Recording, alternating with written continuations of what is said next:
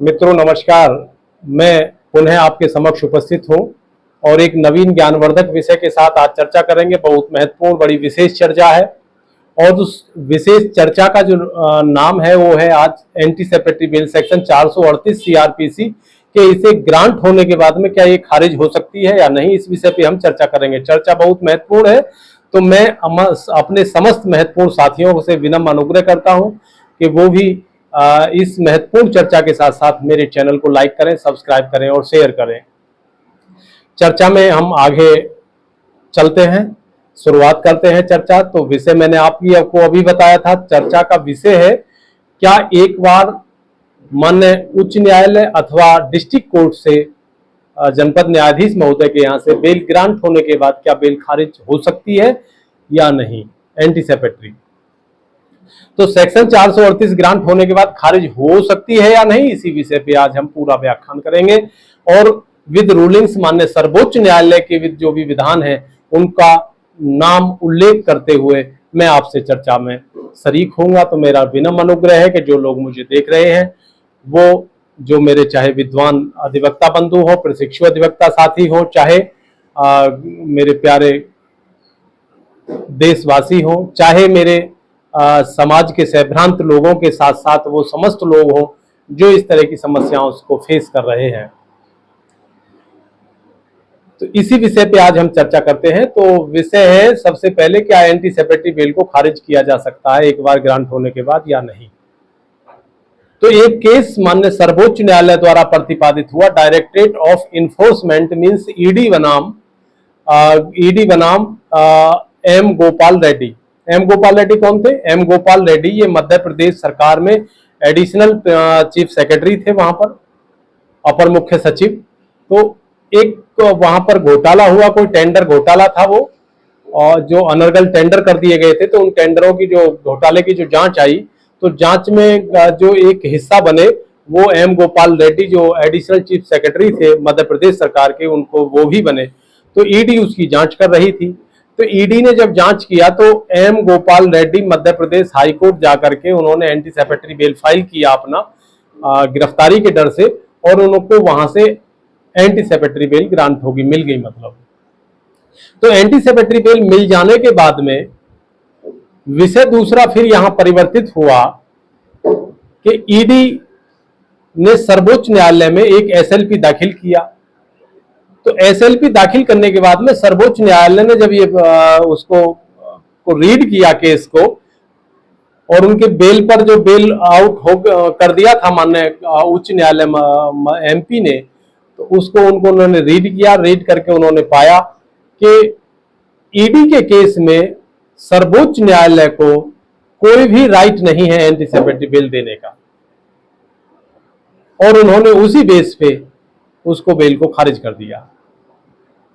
Bell खारिज हो गई।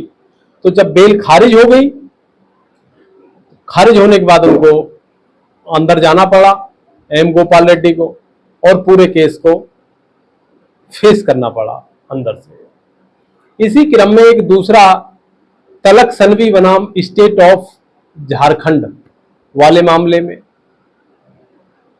वहां से भी झारखंड स्टेट से जो बेल थी वो बेल ग्रांट हो गई थी एंटी सेपेटरी, लेकिन सुप्रीम कोर्ट ने तथ्य विहीनता के कारण उस ऑर्डर को अपास्त किया माननीय उच्च न्यायालय झारखंड को। तत्पश्चात एक अगला नवीन है सुमित्रा प्रदीप बनाम अरुण कुमार। सुमित्रा प्रदीप बनाम अरुण कुमार में क्या है कि अरुण कुमार की स्थिति यही, अरुण कुमार की बेल ग्रांट हुई माननीय उच्च न्यायालय से, और उसमें जो केस का जो संदर्भ है, जो सारांश है, उसमें क्या था कि इन्होंने एक अपनी भांजी थी कोई रिश्ते की, उसके साथ उन्होंने पॉक्सो एक्ट में भी ऐसा क्रूरतम व्यवहार उससे किया। मीन्स उसका ऐसे हरकतपूर्ण व्यवहार किया, मीन्स उससे गलत नियत से, बदनियती के हिसाब से उसको किसिंग किया, उसको टच किया, और उससे किसिंग और टच के माध्यम से जो उसमें एफआईआर हुई अरुण कुमार पे। तो अरुण कुमार के एफआईआर होने के बाद में उसमें वो एंटी सेपेटरी बेल लेने के लिए माननीय उच्च न्यायालय चले गए, जहां से उनको बेल आउट हो मिल गई, बेल होगी। तो बेल आउट होने के बाद में जो सुमित्रा प्रदीप थी, जो उसकी पीड़िता की जो माता थी, वो सर्वोच्च न्यायालय गई और सर्वोच्च न्यायालय में उन्होंने उसके अगेंस्ट जो है वहां याचना किया। और वो आर्डर को जब उन्होंने देखा सर्वोच्च न्यायालय ने, तो उन्होंने कहा जो पीड़ित है, विक्टिम है, ये इतनी छोटी अवस्था में है, इस तरह से अगर जो इसको एंटी सेपेटरी अभी मिल जाती है तो निश्चित रूप से ये जो है एक अपराध को बढ़ावा देने वाली एक प्रक्रिया शुरू हो जाएगी। तो उन्होंने पॉक्सो अधिनियम के तहत कोई भी इसके साथ साथ कोई ऐसा तैयारी किया, विधान तैयार किया ये इसमें सुमित्रा प्रदीप बनाम अरुण कुमार में, कि कोई पॉक्सो में जो बेल फाइल एंटी सेपेटरी ना करे। तो उनकी वहां से भी बेल खारिज हुआ। इसी प्रकार एक लास्ट का विषय आया जो माननीय सर्वोच्च न्यायालय का है, वो central bureau of agency CBI बनाम पीएस जयप्रकाश में। तो सीबीआई बनाम पीएस जयप्रकाश में ये भी जांच के संबंध में था विषय। तो जो सीबीआई इन्वेस्टिगेशन कर रही थी, तो जयप्रकाश ने जाकर के वहां हाई कोर्ट में एंटी सेपेटरी बेल ले लिया। तो एंटी सेपेटरी लेने के बाद फिर जो है सीबीआई ने वहां एसएलपी फाइल किया माननीय सर्वोच्च न्यायालय में। तो सर्वोच्च न्यायालय ने जब उस आदेश को दोबारा से अध्ययन किया उसका, तो उन्होंने पाया कि इसको जो है बेल नहीं दी जानी चाहिए, समाज में इस तरह से कुरीति को बढ़ावा मिलेगा और समाज में एक बड़े तबके को, सैभ्रांत और विद्वान तबके को ये नुकसान होगा उसका और मानसिक क्षरण होगा। तो इस तरह से उनकी बेल को वहां से खारिज किया। तो इस सब में आज हमने जो चारों आपको विधान बताए सर्वोच्च न्यायालय द्वारा, इसका जो सारांश है वो केवल और केवल इतना है कि section 438 CrPC means anticipatory bail means अग्रिम जमानत यदि सर्वोच्च माननीय उच्च न्यायालय द्वारा हो भी जाती है किसी की, और वो यदि सर्वोच्च न्यायालय को लगता है ऐसा गलत है, तो मेरा कहने का भाव इतना है कि उसे सर्वोच्च न्यायालय उसे खत्म भी कर सकता है, अपास्त भी कर सकता है, खारिज भी कर सकता है। तो एंटी सेपेटरी बेल ग्रांट होने के बाद भी खारिज हो सकती है। तो ये कहने का केवल तात्पर्य इन चारों विधानों के माध्यम से यही था।